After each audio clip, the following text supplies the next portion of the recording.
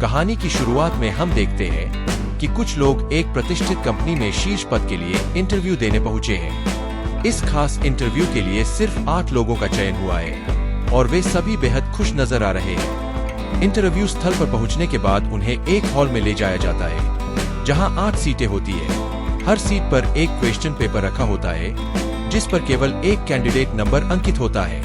Hall के दरवाजे पर एक गार्ड खड़ा होता है जो वहां उपस्थित लोगों की ओर बिल्कुल ध्यान नहीं दे रहा होता, मानो उसकी वहां कोई मौजूदगी ही न। फिर वहां एक इन्विजिलेटर आता है और सभी कैंडिडेट्स को संबोधित करते हुए कहता है कि केवल उन्हें ही इस इंटरव्यू के अगले दौर के लिए चुना गया है। इसके बाद वह उन्हें परीक्षा के नियम बताने लगता है। इस एग्जाम में केवल एक सवाल का जवाब देना है और इसके लिए 80 मिनट का समय दिया जाएगा।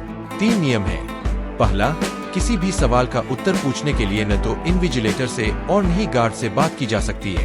अगर ऐसा किया गया तो कैंडिडेट तुरंत डिस्क्वालीफाई हो जाएगा। दूसरा, किसी ने भी परीक्षा की शीट को नुकसान पहुंचाया तो वह भी डिस्क्वालिफिकेशन का कारण बनेगा। और तीसरा, रूम से बाहर कदम रखने पर भी आप डिस्क्वालीफाई माने जाएंगे। इसके बाद इन्विजिलेटर पूछता है कोई सवाल, लेकिन सभी कैंडिडेट्स चुप रहते हैं और इन्विजिलेटर हॉल से बाहर चला जाता है। कैंडिडेट्स पेपर देखते हैं तो पाते हैं कि उनके क्वेश्चन पेपर खाली है। उन्हें कुछ समझ नहीं आता कि करना क्या है।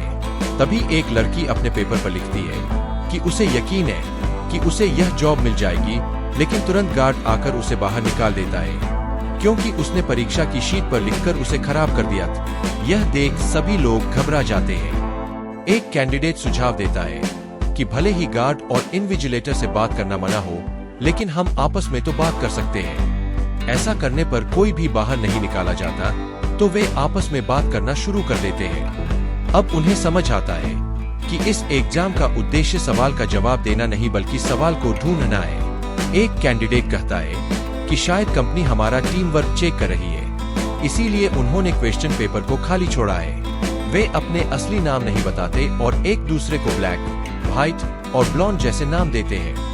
कैंडिडेट्स ने यह भी नोट किया कि इन्विजिलेटर ने उन्हें सीट से खड़ा होने से नहीं रोका, इसलिए वे खड़े होकर सवाल ढूंढने की कोशिश करने लगते हैं। एक लड़की सुझाव देती है कि शायद पेपर पर सवाल छिपा हो जो केवल एक खास लाइट में नजर आएगा।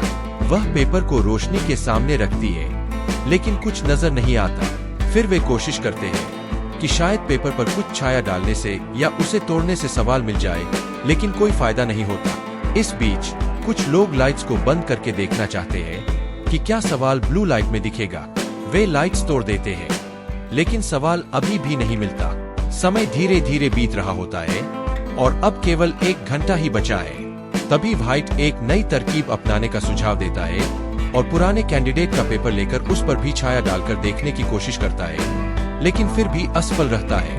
अंत में व्हाइट एक चौंकाने वाला सुझाव देता है कि शायद यह कोई एग्जाम नहीं बल्कि एक मनोवैज्ञानिक खेल है। वे एक दूसरे पर संदेह करना शुरू कर देते हैं और एक दूसरे से सवाल छुपाने के तरीकों पर सवाल उठाते हैं। अंततः एक गार्ड कैंडिडेट्स के आपसी टकराव को देखता है और एक एक करके कुछ को बाहर निकालना शुरू कर देता है। जब केवल ब्लॉन्ड बचती है तो वह कैंडिडेट नंबर 1 के गिरे हुए चश्मे का उपयोग करके पेपर पर क्वेश्चन ढूंढने का प्रयास करती है, लेकिन उसे समझ आता है कि असल सवाल था कि क्या आपके पास कोई सवाल है, और इसका सही उत्तर होता है नहीं। इस रोमांचक अनुभव के बाद इन्विजिलेटर ब्लॉन्ड को जॉब ऑफर करता है क्योंकि वह एकमात्र कैंडिडेट थी जिसने सही उत्तर दिया। हालांकि वह यह जॉब लेने से मना कर देती है क्योंकि वह एक ऐसी कंपनी में काम नहीं करना चाहती जो किसी की जान लेकर किसी का चयन करे। लेकिन कहानी का आखिरी मोड़ तब आता है जब इन्विजिलेटर बताता है कि गार्ड की गोली दरअसल एक विशेष प्रकार की हीलिंग कैप्सूल थी जो घायल होने पर तुरंत जख्म भर देती है और बीमारी को भी ठीक कर देती है। ब्लॉन्ड को यह जानकर खुशी होती है और वह जॉब स्वीकार कर लेती है। कहानी यहीं समाप्त होती है। दोस्तों, अगर आप हमारे चैनल पर नए हैं तो सब्सक्राइब जरूर करें। वीडियो अच्छी लगी हो तो लाइक करें और घंटी के निशान को भी दबाएं ताकि आपको हमारी नई अपडेट सबसे पहले मिले।